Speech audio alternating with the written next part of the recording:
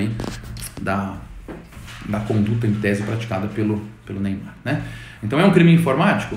É um crime informático impróprio. Ele poderia ter sido praticado por qualquer meio e foi praticado pelo meio informático. Porque sim, nada impediria que o Neymar tivesse ido à televisão e falado, tivesse colocado isso numa revista, num jornal, ou utilizado qualquer outro tipo de meio para divulgar aquela situação que ele viveu. Bom, então esse é o primeiro fato. Segundo fato importante, eu fui procurado por vários jornais, mas um específico me perguntava assim: professor, temos apenas uma pergunta.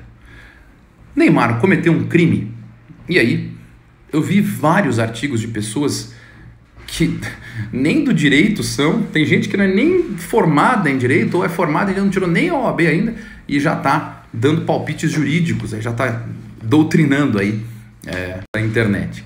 Então, a pergunta que a maior parte das pessoas fazem para mim é: o Neymar cometeu um crime? E a resposta que eu dou para todos os meios de comunicação, eu gostaria muito que todos vocês tivessem consciência disso, é: quem sou eu para dizer se o Neymar cometeu um crime? A Constituição é muito clara em dizer quais são as competências das instituições. E só um juiz competente para aquele caso específico, vai poder dizer se o Neymar cometeu um crime ou não. Eu não tenho autoridade jurídica para dizer se ele cometeu um ou mais crimes. O que eu posso falar para vocês é o que diz o direito penal, do que diz o direito penal informático, o que a conduta dele representa de acordo com a dogmática penal informática e opiniões. Mas eu não posso dizer de forma nenhuma se ele cometeu ou não cometeu crime. Eu não sou uma pessoa apta para isso. Mas tinha aqui agora há pouco, não sei se está presente ainda, estava aqui o meu amigo Marcos. O Marcos tem competência, por ser juiz de direito, para dizer se alguém cometeu crimes na sua área de circunscrição ou de competência criminal. Não sei nem se ele judica na área criminal. Mas é a única pessoa nessa live capaz de dizer se alguém cometeu ou não crimes. Eu posso falar em teses, né? Bom, partindo então desse segundo pressuposto de que eu não tenho capacidade jurídica, eu não tenho competência jurídica para dizer se alguém cometeu ou não um crime, eu vou trabalhar com elucubrações e com projeções intelectuais do que eu acredito e entendo a partir daquilo que apareceu na mídia. Bom, então eu quero trabalhar com vocês. Eu falei hoje com o Rogério Sanches de manhã e eu queria... O Rogério Sanches publicou um artigo, tá? Ele é um artigo, talvez o artigo menos... Oi, Edu, tudo bem? Talvez o artigo menos enviesado que eu li até o momento. Ele é promotor de justiça, Rogério Sanches, promotor aqui em São Paulo. Ele fez um artigo bastante interessante, bastante...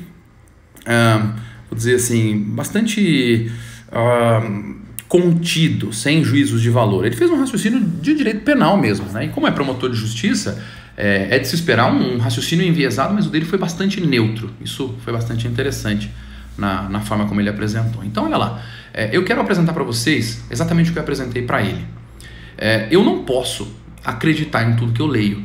Eu não posso acreditar em tudo que eu vejo. Então, existem 3 hipóteses que eu quero que você raciocine comigo. Primeira hipótese. O Neymar cometeu uma violência sexual e aquela troca de mensagens que ele divulgou é verdadeira. Primeira hipótese. Segunda hipótese. O Neymar não cometeu violência sexual e aquela troca de mensagens é verdadeira. Terceira hipótese. O Neymar cometeu uma violência sexual e aquela troca de mensagens é falsa. E essa terceira é a que eu queria começar falando para vocês, porque ela é mais delicada de falar. Então veja só, quando eu falei para vocês que eu queria que vocês prestassem atenção nessa tela aqui, ó, a conversa a seguir é falsa, foi criada por um programa específico apenas para ilustrar um ponto de vista. Quando eu disse isso para vocês, o que eu queria dizer é que o que eu vou apresentar agora é uma hipótese jurídica.